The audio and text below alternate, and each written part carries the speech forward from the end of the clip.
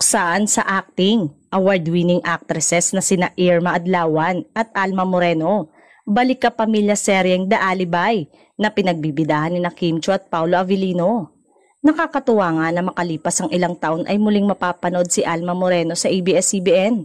Samantalang si Irma Adlawan ay napanood noon sa seryeng Batang Quiapo. Makakasama din nila sa bagong Dreamscape serye sina John Arcilla, Shasha Padilla, Sam Milby, Sofia Andres, Ian De Leon, Angelina Cruz at Robbie Jaworski.